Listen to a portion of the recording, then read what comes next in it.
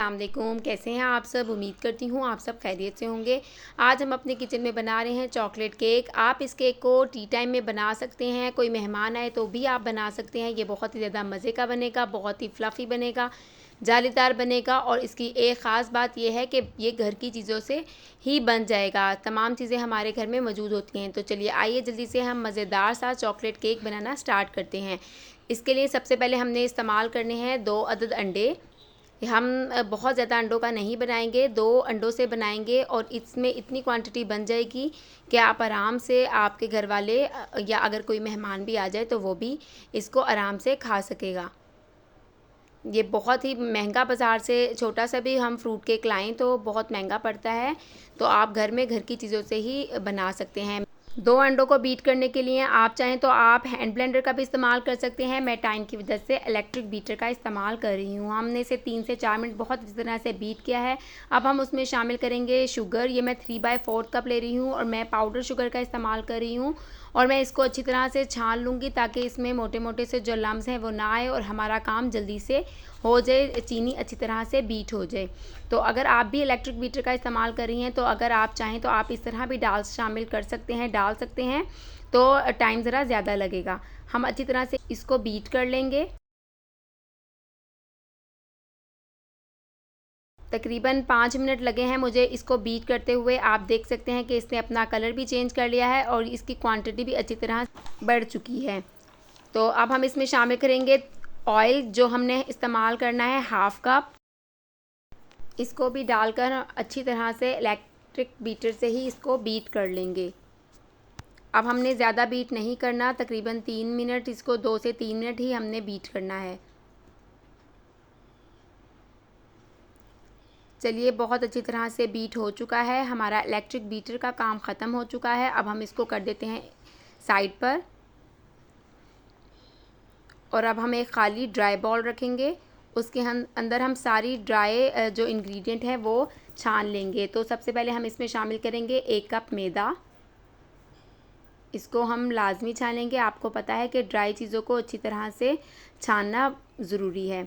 तो 1 कप मैदे को हम अच्छी तरह से छान लेंगे।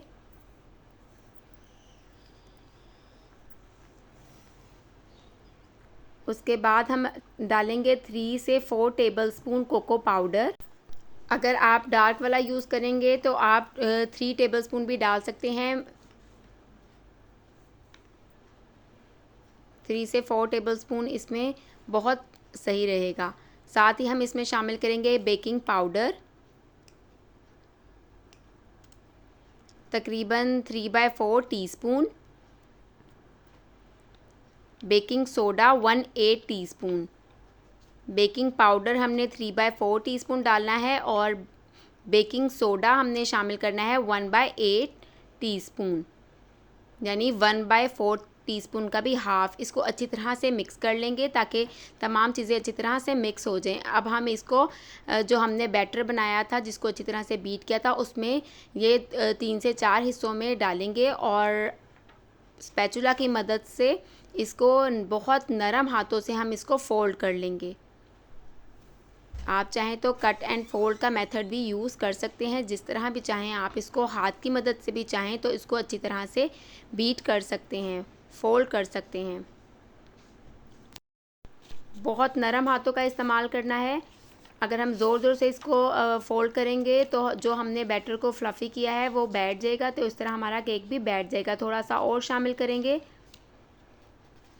और दोबारा इसको अच्छी तरह से फ़ोल्ड कर लेंगे। इस तरह मैं थोड़ा थोड़ा डालती जा रही हूँ और इसको फ़ोल्ड करती जा रही हूँ। और ये अब मैंने इसमें डाला है तो ये बहुत ज़्यादा थिक हो चुका है। तो इसके अंदर हम 1/2 कप नीम गर्म दूध का इस्तेमाल करेंगे। आपने देख लेना है कि इसकी क्वांटिटी जब बहुत ज़्यादा थिक हो जाएगी तो हम इसमें दूध का इस्तेमाल कर लेंगे। तो हम इसको थोड़ा सा लिक्विडी करने के लिए 1/2 कप दूध का इस्तेमाल करेंगे। आप देख लीजिएगा कि आपका जो है बैटर वो किस तरह का है। तो आप एकदम से दूध ना डालिएगा, थोड़ा थोड़ा करके डालिएगा और बिल्कुल इस तरह से इसकी कंडीशन होनी चाहिए। अब हमने इसमें थोड़े से ड्राई फ्रूट डालने हैं ताकि हमारा केक मज़ीद जो है वो टेस्ट को बढ़ जाए।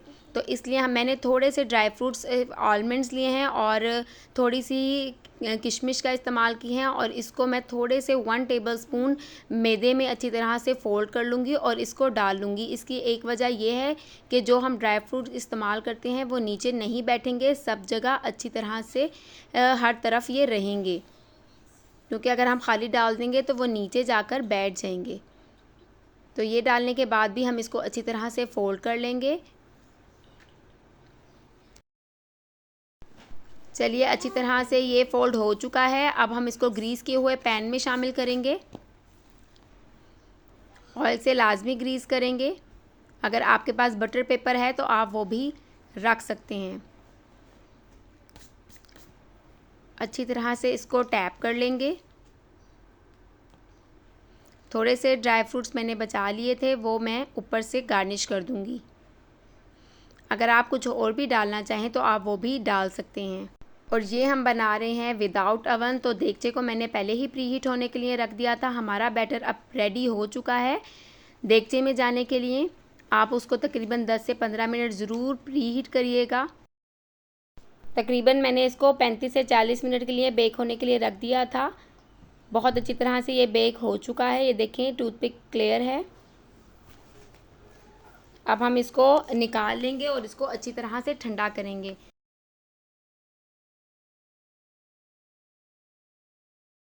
अच्छी तरह से केक ठंडा हो चुका है। हम साइडों से इसको नाइफ़ की मदद से लूज़ कर लेंगे।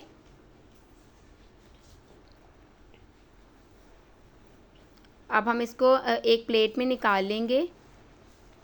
प्लेट बिल्कुल ड्राई होनी चाहिए। बहुत आराम से ये निकल जाएगा। अब हम इसको स्लाइसिस में कट कर लेते हैं।